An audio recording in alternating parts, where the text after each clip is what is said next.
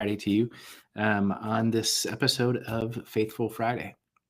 As I was getting ready to leave the house this morning, I have two boys. Said to my youngest son, he was getting ready himself, heading off to school, and I just said, "Hey, Happy Good Friday." And he just looked back to me with a kind of a smirk, and he said, "Is it?" And it caught me for a moment. Actually, if the idea there is like, is it really that good? And it wasn't because my son's having a bad day. It's because he was reflecting on all the struggle and all the pain and the loss that actually happened on that day 2,000 years ago, which we now know is Good Friday. And I actually love that brief but really significant interaction with my son this morning. And that's actually what I want to talk about today. I want to talk about this idea of embracing the emotional complexity of Good Friday. That sounds like a lot, but we've spent time in the past, whether you've joined us for one of our challenges, you've gone through one of our courses, you've been a part of one of our weekly interactions through our live streams on Monday, Wednesdays, or Fridays. And we've talked about this idea, and it's called an emotional co-occurrence. An emotional co-occurrence is our ability to be able to hold more than one emotion at the same time, like for us to simultaneously experience two different things. And we've talked about it in context before, but in this specific instance, talking about the complexity of Good Friday, and there's a lot of emotional co-occurrence that shows up for us, right? Like this ability to hold sorrow with gratitude, like loss with hope. Right? That's exactly what categorizes and kind of characterizes Good Friday. So first of all, let's start with this idea of where did that term come from? I mean, like, why is it so good, anyways? Right? Like, again, my son is just questioning me, was it? So it's simply it's tradition based.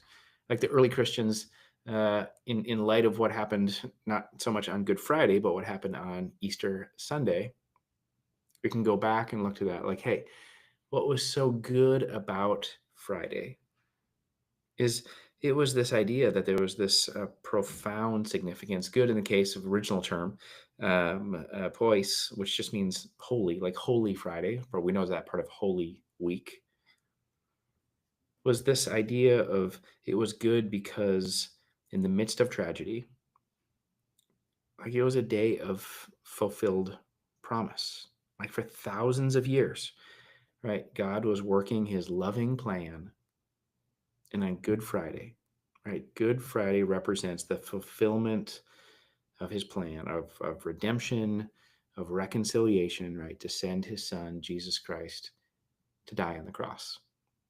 That's how we came up with this idea that it's Good Friday. So let's talk about this kind of like duality of Good Friday.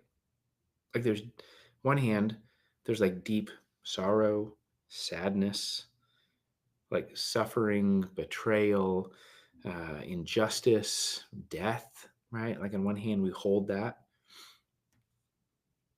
And this other part of the duality is on the other hand, we have this profound like gratitude and hope, like the idea of like sacrificial love that was displayed, forgiveness that was offered, redemption that was achieved, right? That we can hold both of these at the same time: deep sorrow with great gratitude, suffering with hope, betrayal with love, injustice with forgiveness, death with redemption. Okay. That's what's happening on Good Friday. Both then, right, 2,000 years ago, the day that it actually happened in history, and even the way that we embrace and what we celebrate and remember today. So, in the midst of that, I want to just kind of connect to our own experience. Like I know that I've had this many, many times. If when I just start to pay attention, when I slow down, when I do some assessment, I experience this emotional co-occurrence frequently. like every time that I do a lot of public speaking, every time I get on stage, right, there's this little bit of like anxiety that's like welling up inside of me, right, paired with this little bit of excitement that's happening at the same time, right? Or when our kids like do something that like we don't love, right? We might have this little bit of like frustration, right, about whatever decision they made or whatever happened with them, but we hold it, with love, right, with grace, right. This thing that can both things that can happen at the same time. So I want you to take a moment just with me, and I just want you to reflect, whether that was earlier today, yesterday, earlier this week, sometime like just sometime recently. Like consider there are moments that you've had where you've like held together like joy and grief, like struggle and celebration. Like have they coexisted with one another? I think it's helpful, and we're going to talk about this in just a moment, but um, think about that in the context of holidays, right? Where you've had these moments where you felt two things maybe on the opposite side of a spectrum. Like how have these experiences kind of shaped your emotional, or think of a holiday like Easter, or maybe kind of spiritual understanding? And I know for many of us, we've kind of organized or categorized in our own mind, or our families or culture, society have kind of told us that there are things that are good emotions, and there are then, versely, there are bad emotions. And so we kind of learn to be able to focus on the good ones and ignore the bad ones. Have you ever heard that statement? If you don't have anything good to say, don't say anything at all. Now, I think that's actually founded in some really, really good wisdom. But I think when taken out of context, it puts us in this place where we've saying like, hey, if whatever's about to come out of my mouth, or whatever I'm about to say, whatever I'm about to share, or maybe even it's internalized, whatever I'm about to feel, if it's not good, don't say it. If it's not good, don't feel it. And that's our way of kind of we've divided and we've judged, what we've deemed as good and what we've deemed as bad. In fact, I have a copy. I do have it here with me. Maybe this is. Have you ever seen one of these before? So this is often known as the emotional wheel, or the feeling wheel. And if I just look at this for a second, like it's got happy, surprised, bad, fearful, angry, disgusted, sad. That's in the inner kind of circle, and then it kind of fans out in all of these different ways. And we have all these emotions, like under happy, we have playful and content and proud and accepted and peaceful and trusting. And maybe if I jump over to another place on this wheel, maybe under angry, we have let down, humiliated, bitter, mad, frustrated. Another place on here we have sad. So sad leads to like loneliness and vulnerability and despair and guilt. And another one of this is surprise, so it's like startled, confused, amazed, excited. Right? If we just were to like walk, or like look through this, there are so many emotions. But here's what often happens for us: is we somehow, because I mentioned we've determined what's good and what's bad, we've somehow like decided we only allow ourselves to experience or feel like half of this wheel. Right? If we've decided there are bad emotions and we shouldn't feel those emotions because they're bad, like we literally just kind of take this and we just close them up. Right? Like I don't want to feel those feelings. But this idea of an emotional co-occurrence is to be able to say, hey, what if, right? What if we have access to all of those feelings?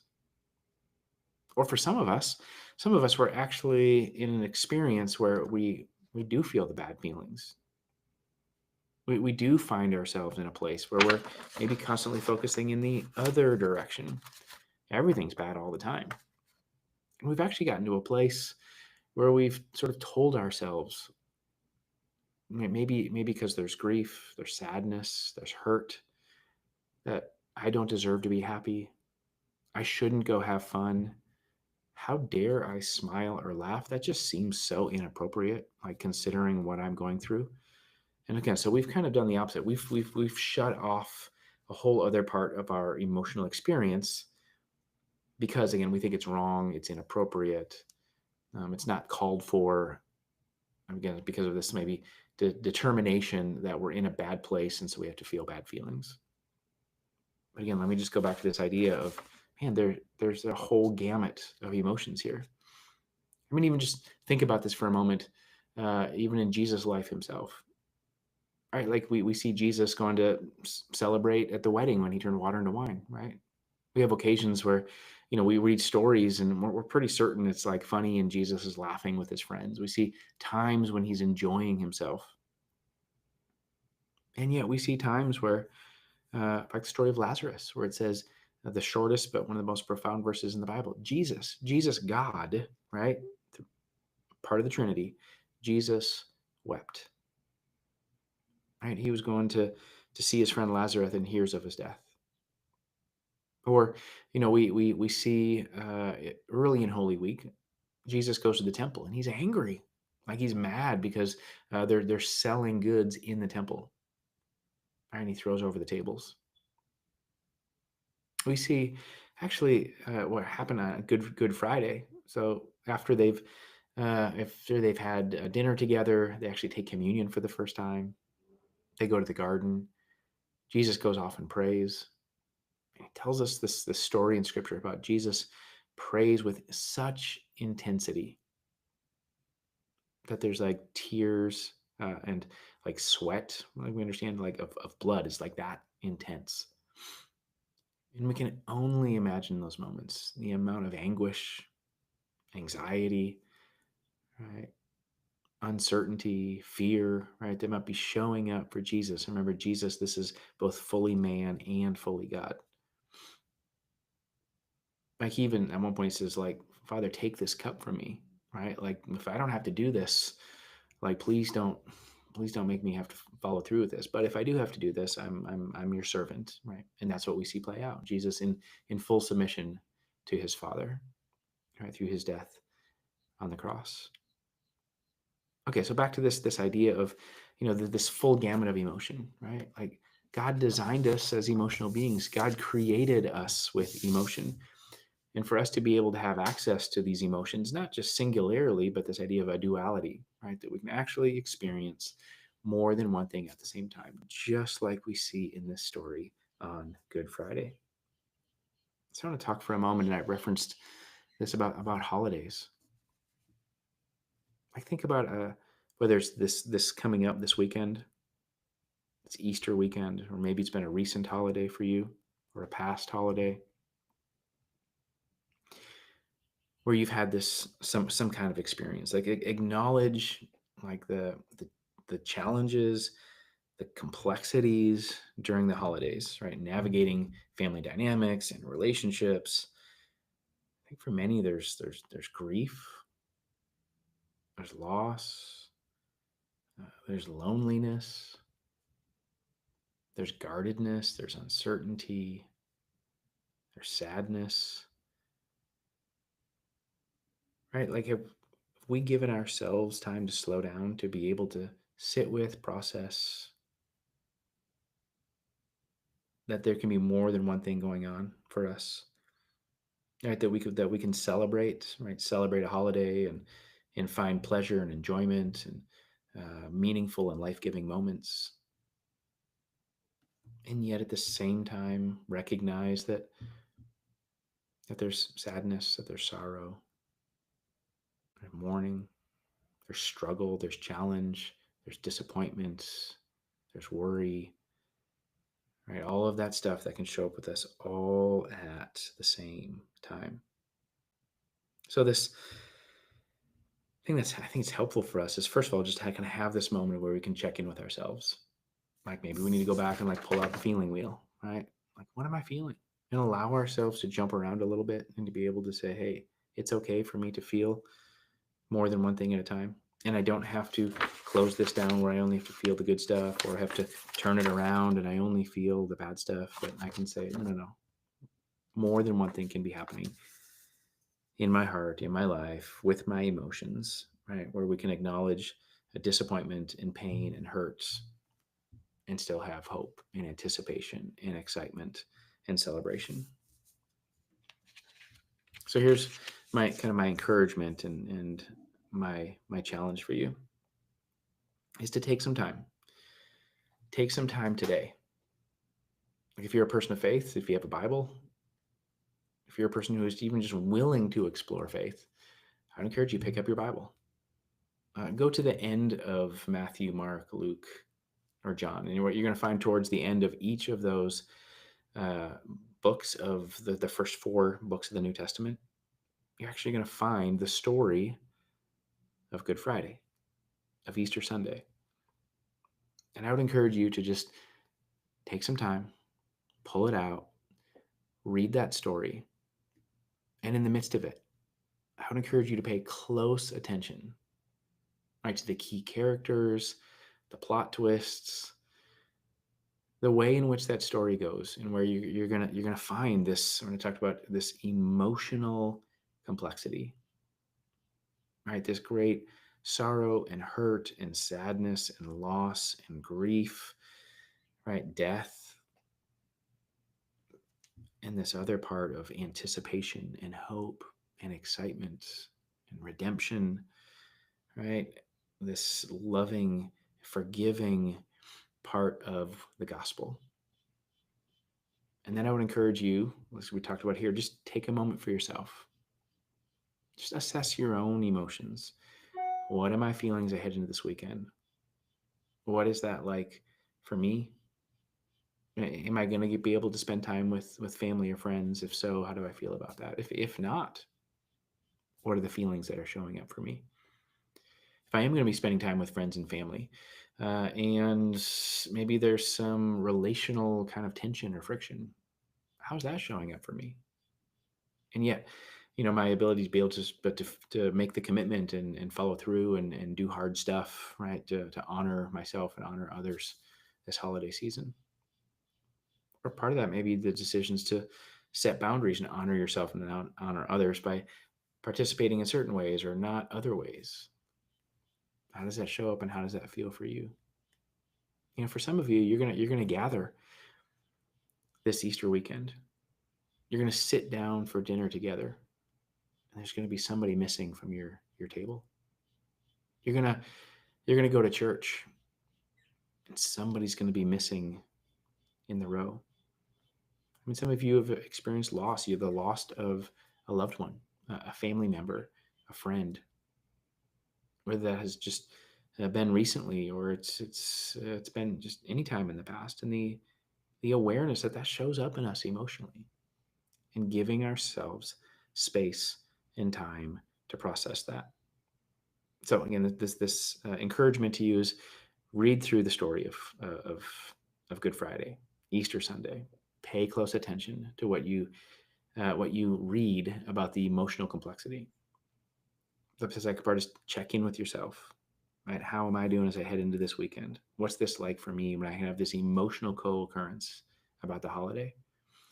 And then the third part is I would encourage you to take moments, not just to check in with yourself, but I would say check in with someone else. For some of you, maybe that check in is with God, like you're going to have a meaningful time of prayer, and you're just going to check in with God through this weekend. For others of you, uh, instead of that, or in addition to that, you're going to choose to check in with someone else. Like you've got a close friend, a family member, somebody in your life where you can just sit with and you can express and you can explore, right, some of this emotional complexity in your life. All right. It's great to be with you today. As I started at the very beginning of this, happy Good Friday, right? Good because God is good in his holiness, and even in the midst of sorrow and suffering, we can hold both of these together. We have this sorrow and suffering, and we have salvation, and we have the promise of hope for the future. So, happy Good Friday to you, and happy Easter weekend. I look forward to connecting with you again on Monday. Monday, I'll be back for Mindset Monday. All right, have a great weekend, everyone.